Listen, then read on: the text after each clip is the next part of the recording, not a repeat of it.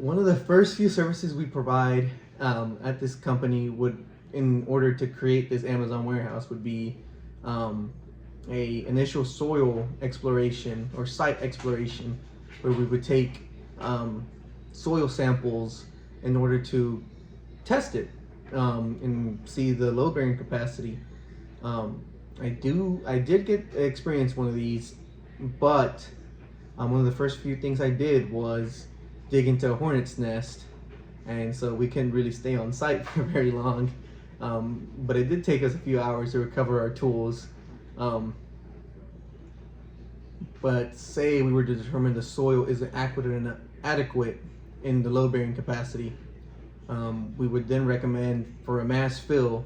So essentially the removal of a lot, if not all of this inferior soil, and have it be replaced with soil that would meet the specified requirements by our engineers. And what we would then provide throughout this entire process would be site observations and testing. So every 6-inch lift, we would go take densities on the soil, see that the contractors are actually compacting it to the minimum requirements for it to meet the load bearing capacity for the warehouse. Then when it comes to like a proof roll, it's essentially doing the same thing as a nuclear gauge, except it's really based on the experience of the technician being out there. So I got to go on a lot of proof rolls with the rest of my team, but really they would tell me what they were looking for, but I couldn't really identify all the characteristics. So this proof roll is really experience based. But from what I gather, it's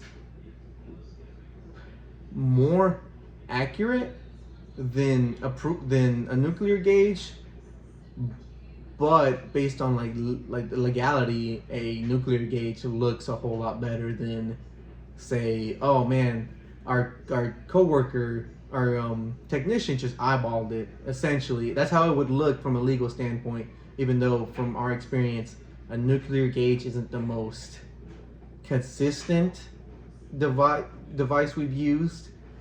It just sounds really scary. The next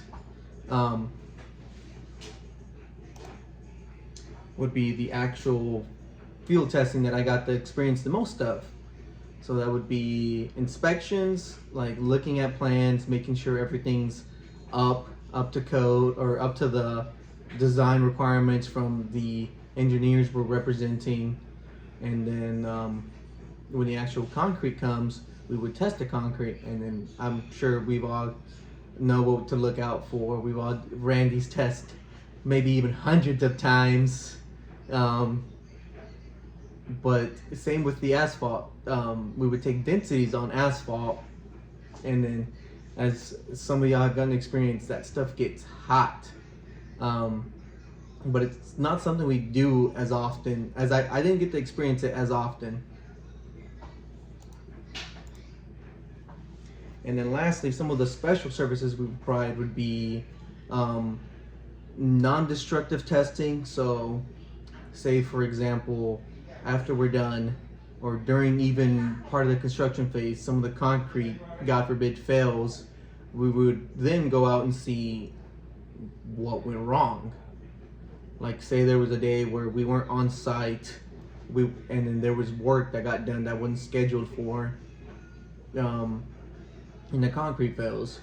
So what I got to do, especially with like corroded rebar, I got to do corroded rebar testing with a gentleman called Fritz from, I think, one of the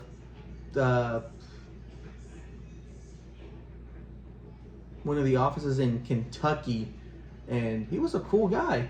But pretty much we used a radar detector to detect the rebar in the concrete, drill a hole to it, attach an electrode to it, and test the conductivity to see how much of the rebar was still good. And some of the other testing we would do would be if a slab starts sinking, we would have to determine, was it the soil contractor that did it, or was it the concrete contractor that created the failure? So as you can see in the photos, essentially what happened was this was a mix of gravel and soil when it should have just been gravel. But that's a lot of the services that I got to experience working at SNME. But the last service that wasn't explicitly stated that we excel in would be client care. So what I mean by that is every time I would show up on site with my coworker when I was training, I would honestly feel a lot of tension from the contractor and the site pretty much saying, oh man, the inspector just showed up. Is this gonna pass? Is he gonna be okay with this? Am I gonna have to redo everything? Even though we just recommend things and just document it. Our word isn't exactly gospel, but a lot of these contractors take it as such. So from what I experienced with working with everybody at the Chattanooga office was that they were really good at easing that tension, making all these contractors and the truckers feel comfortable and put them at ease. And even when they wanted immediate testing, like say they scheduled something and they forgot to tell us, my managers were really accommodating and trying to make it happen for them to keep them moving along, because a day delay, maybe the weather makes it a 2 or 3 day delay. But that's all the stuff I got to experience work as an intern at SNME.